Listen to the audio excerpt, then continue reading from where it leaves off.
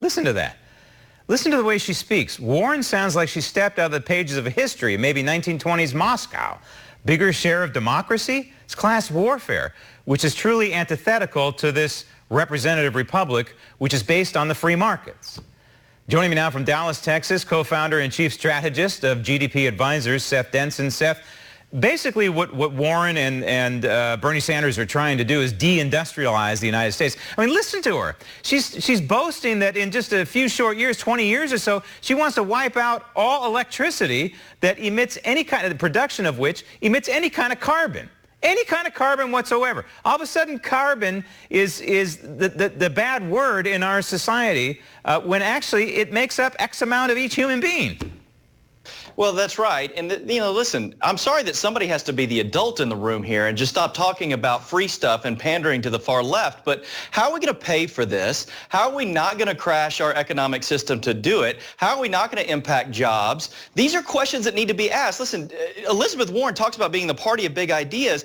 Big ideas without the ability to execute those ideas are futile at best. And it's fascinating, Seth, it's really fascinating that these Marxist socialists are raking in millions of dollars. This would be Warren, and this would be Bernie Sanders. Bernie Sanders, in particular, reported his quarterly intake. And if he was a publicly traded company, and thank God he's not, but if he were a publicly traded company, this quarterly report would be looking pretty good.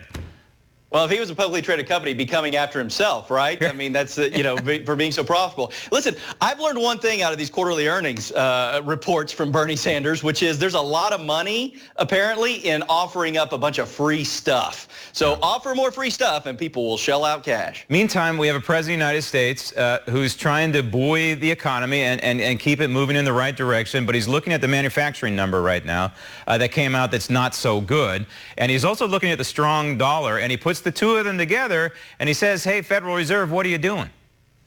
Well, listen, the dollar is very strong, but the global economy isn't. And when you have those two mashing up, it's understandable that manufacturing numbers would begin to drop. The trade war in China, all of these things are impacting those numbers. Not to mention also that we have a GM on strike and we have a lot of facilities closed. So all these things are playing into it. We need to continue to look at all facets of the economy, including interest rates, to make sure we keep the economy strong going into the next year. We've got to be competitive. And obviously that's what the President of the United States wants us to do. And that's why he continues to put pressure on the Federal Reserve, and who knows, maybe we're going to have another round of quantitative easing in the not too distant future. We shall see. Seth, thank you.